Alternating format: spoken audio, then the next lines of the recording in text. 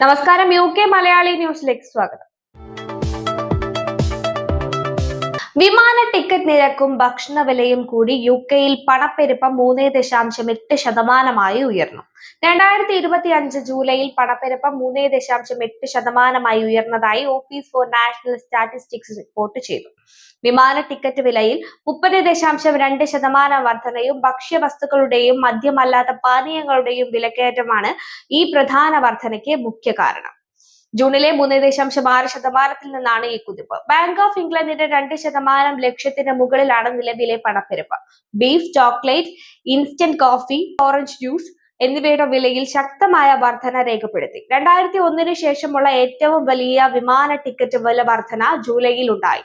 School അവധിക്കാലത്തിന്റെ തുടക്കവുമായി ബന്ധപ്പെട്ട് petrol, diesel വിലകളിലും കഴിഞ്ഞ വർഷത്തെ അപേക്ഷിച്ച് ഉയർന്നു. ഭക്ഷ്യപാനീയ വില 4.9% വർദ്ധിച്ചു. തുടർച്ചയായ 4ാമത്തെ മാസവും വിലക്കയറ്റം നേരിട്ടു. വരൾച്ച മൂലം ഭക്ഷ്യോൽപാദനം കുറഞ്ഞതിനാൽ വിലകൾ ഉടൻ താഴാൻ സാധ്യതയില്ല. ബാങ്ക് ഓഫ് ഇംഗ്ലണ്ട് അടുത്തിടെ പലിശ നിരക്ക് 4.25% നിന്ന് 4% കുറച്ചെങ്കിലും സെപ്റ്റംബറിൽ പണപ്പെരുപ്പം 4% എന്ന പ്രവചനം തുടർന്നപ്പോൾ ശ്രദ്ധാപൂർവം എടുക്കേണ്ടതിന്റെ ആവശ്യകത വ്യക്തമാകുന്നു. റീറ്റെയിൽ പ്രൈസ് ഇൻഡെക്സ് 4.8% ഉയർന്നതിനാൽ 2026 ട്രെയിൻ ടിക്കറ്റ് നിരക്ക് 5.8% വർദ്ധിച്ചേക്കും. ബ്രിട്ടീഷ് പൗണ്ടിന്റെ മൂല്യം ഇന്ത്യൻ രൂപയ്ക്കെതിരെ 8%-ലേറെ ഉയർന്നതോടെ രൂപ 120 മുകളിലേക്ക് എത്തുമെന്ന് ട്രെൻഡ് ശക്തമാക്കുന്നു. US പ്രസിഡന്റ് ഡൊണാൾഡ് ട്രംപിന്റെ സാമ്പത്തിക നയങ്ങൾ ഡോളറിൽ വിശ്വാസം കുറയ്ക്കുന്നതായി വിപണി വിദഗ്ധർ വിലയിരുത്തുന്നുണ്ട്. ഇതിന്റെ ഫലമായി ഡോളറിന് പകരം പൗണ്ട് ഉൾപ്പെടെയുള്ള മറ്റ് കറൻസികൾ ശക്തിപ്പെടുകയാണ്. ഈ സാഹചര്യം UK-യിലേക്ക് വിദ്യാഭ്യാസത്തിനായി പോകാനൊരുങ്ങുന്ന വിദ്യാർത്ഥികൾക്കും നാട്ടിൽ നിന്ന് നിക്ഷേപങ്ങൾ UK-യിലേക്ക് മാറ്റാൻ ആഗ്രഹിക്കുന്നവർക്കും വലിയ ആശങ്ക സൃഷ്ടിക്കുന്നുണ്ട്. UK-യിലെ ഉന്നത വിദ്യാഭ്യാസം ലക്ഷ്യമിട്ട് വരുന്ന മലയാളി വിദ്യാർത്ഥികൾക്ക് ഈ കറൻസി മൂല്യവർദ്ധനവ് വലിയ തിരിച്ചടിയാണ് ഉണ്ടാക്കുന്നത്. ട്യൂഷൻ ഫീസും ജീവിത ചെലവും രൂപയുടെ മൂല്യ തകർച്ചയുടെ കുത്തനെ ഉയരുകയാണ്. ഈ വർഷത്തെ പഠന ചിലവ് ഇപ്പോൾ ലക്ഷങ്ങളുടെ അധിക ബാധ്യതയായി മാറുന്നുവെന്ന് വിദ്യാർത്ഥികൾ തന്നെ പറയുന്നുണ്ട്. UK-യിലേക്ക് വിദ്യാഭ്യാസ വായ്പ എടുത്തവർക്ക് തിരിച്ചടവിന്റെ ഭാരവും വർദ്ധിക്കുന്നു. ഇത് മലയാളി കുടുംബങ്ങളെ സാമ്പത്തികമായി ഞെരുക്കുന്നുണ്ട്. നാട്ടിൽ നിന്ന് UK-യിലേക്ക് നിക്ഷേപങ്ങൾ മാറ്റാൻ പദ്ധതിയിട്ടിരുന്ന മലയാളികൾക്കും ഈ സമയം പ്രതികൂലമാണ്. പൗണ്ടിന്റെ മൂല്യവർദ്ധനവ് രൂപയുടെ വിനിമയ മൂല്യം കുറയ്ക്കുന്നതിനാൽ UK-യിലെ പ്രോപ്പർട്ടി, ബിസിനസ്, നിക്ഷേപങ്ങൾ തുടങ്ങിയവയ്ക്ക് കൂടുതൽ തുക മുടക്കേണ്ടി വരും. വിപണി വിദഗ്ധർ പറയുന്നത് ട്രംപിന്റെ വ്യാപാര നയങ്ങളും ഡോളറിന്റെ അനിശ്ചിതത്വവും തുടർന്നാൽ പൗണ്ടിന്റെ മൂല്യം ഇനിയും ഉയർന്നേക്കാം എന്നാണ്. ഇംഗ്ലണ്ടിലെ വിവിധ കൗൺസിലുകൾ അഭയാർത്ഥികളെ താമസിപ്പിക്കുന്ന ഹോട്ടലുകൾക്കെതിരെ നിയമ നടപടികൾ സ്വീകരിക്കാൻ ഒരുങ്ങുന്നു. എസെക്സിലെ എപ്പിംഗ് ഫോറസ്റ്റ് ഡിസ്ട്രിക്ട് കൗൺസിലിന് ഹൈക്കോടതി ബെയിൽ ഹോട്ടൽ അഭയാർത്ഥികളെ താമസിപ്പിക്കുന്നത് താൽക്കാലികമായി തടയാനുള്ള ഇൻജക്ഷൻ അനുവദിച്ചതിനെ തുടർന്നാണ് ഈ നീക്കം. റിഫോം UK നിയന്ത്രിക്കുന്ന 12 കൗൺസിലുകൾ എപ്പിംഗിന്റെ മാതൃക പിന്തുടരുമെന്ന് പാർട്ടി നേതാവ് നൈജൽ ഫരാജ് പ്രഖ്യാപിച്ചു.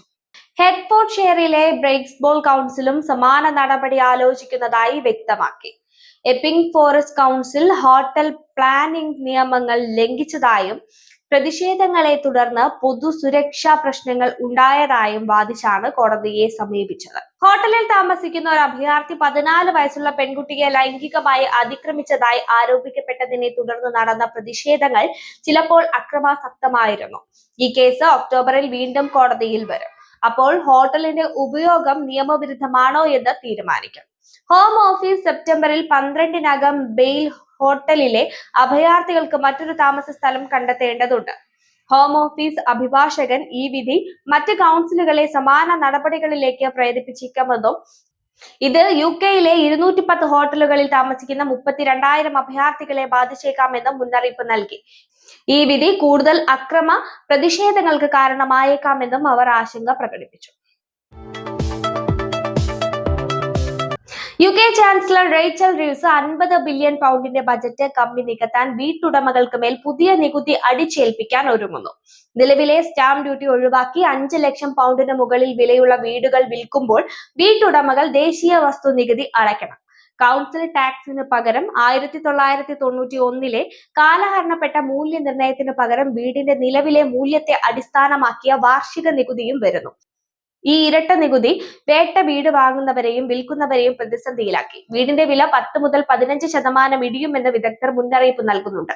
നിലവിൽ ആദ്യമായി വീട് വാങ്ങുന്നവർ 3 ലക്ഷം പൗണ്ട് വരെയുള്ള വീടുകൾക്ക് സ്റ്റാമ്പ് ഡ്യൂട്ടി നൽകേണ്ടതില്ല. എന്നാൽ 1,25,000 പൗണ്ടിന് മുകളിൽ വിലയുള്ള വീടുകൾക്ക് 2 മുതൽ 12% വരെ നികുതി ഈടാക്കുന്നു. പുതിയ പദ്ധതി പ്രകാരം 5 ലക്ഷം പൗണ്ടിന് മുകളിലുള്ള വീടുകൾ വിൽക്കുമ്പോൾ മാത്രം HMRC വഴി ദേശീയ നികുതി ഈടാക്കും. ഇത് ഏകദേശം 20% വസ്തു ഇടപാടുകളെ ബാധിക്കും. കൗൺസിൽ ടാക്സ് സമ്പ്രദായം 1991 വസ്തു മൂല്യത്തെ അടിസ്ഥാനമാക്കിയതിനാൽ ലണ്ടനിലെ ആഡംബര വീടുകൾ കുറഞ്ഞ നികുതി അടയ്ക്കുമ്പോൾ പാവപ്പെട്ടവരുടെ വീടുകൾക്ക് ഉയർന്ന നികുതി നൽകേണ്ട അവസ്ഥയാണ്. ഈ അനീതിക്കെതിരെയുള്ള ലേബർ എംപിമാർ തന്നെ രംഗത്തെത്തിയിട്ടുമുണ്ട്. പുതിയ വാർഷിക നികുതി പ്രാദേശിക സർക്കാരുകളുടെ ധനപ്രതിസന്ധി പരിഹരിക്കുമെങ്കിലും ലണ്ടനിലും തെക്കുകിഴക്കൻ ഇംഗ്ലണ്ടിലും വീടുകൾക്ക് വലിയ സാമ്പത്തിക ബാധ്യതയാകും. ഈ നികുതി മാറ്റങ്ങൾ വീടിന്റെ വിലയിൽ വൻ ഇടിവുണ്ടാക്കുമെന്ന് വിപണി വിദഗ്ധർ പ്രവചിക്കുന്നുണ്ട്. പ്രത്യേകിച്ച് ലണ്ടനിൽ ലേബർ ഭരണത്തിൽ വീടോ ജോലിയോ പെൻഷനോ സുരക്ഷിതമല്ല എന്ന് കൺസർവേറ്റീവ് പാർട്ടി വിമർശിക്കുന്നു. 2025 ഒക്ടോബർ-നവംബർ ബജറ്റിൽ ഈ പരിഷ്കരണങ്ങൾ പ്രഖ്യാപിക്കപ്പെടുമെന്നാണ് സൂചന. യുകെയിൽ നിയമവിരുദ്ധമായി കഴിയുന്ന കുടിയേറ്റക്കാരെ വേഗത്തിൽ തിരിച്ചയക്കാൻ ലക്ഷ്യമിട്ട് ഇറാഖുമായി UK പുതിയ കരാർ ഒപ്പുവെച്ചു. ഇംഗ്ലീഷ് ചാനലിലൂടെ ചെറുകിട ബോട്ടുകളിൽ അനധികൃതമായി എത്തുന്നവരെ തടയുന്നതിനും മനുഷ്യക്കടത്ത് സംഘങ്ങളെ പിടികൂടുന്നതിനും ഈ കരാർ വഴിയൊരുക്കും. 2025 ഇതുവരെ 27,000-ലധികം പേർ ഈ അപകടകരമായ യാത്ര നടത്തിയതായി കണക്കുകൾ വ്യക്തമാക്കുന്നുണ്ട്. കഴിഞ്ഞ വർഷം ഇതേ കാലയളവിൽ ഇത് 18,000 ആയിരുന്നു. ഇറാഖിൽ നിന്നുള്ള യാത്രക്കാരുടെ എണ്ണം 2024 2,600-ൽ നിന്ന് 2025 മാർച്ച് വരെ 1,900-ലേക്ക് കുറഞ്ഞെങ്കിലും പ്രശ്നം പൂർണ്ണമായി പരിഹരിക്കപ്പെട്ടിട്ടില്ല.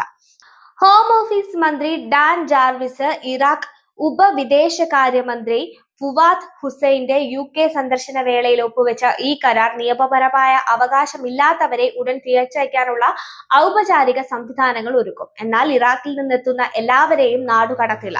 2025 മാർച്ച് വരെയുള്ള കണക്കുകൾ പ്രകാരം 26% ഇറാഖി കുടിയേറ്റക്കാർക്ക് അഭയം ലഭിച്ചിട്ടുണ്ട്.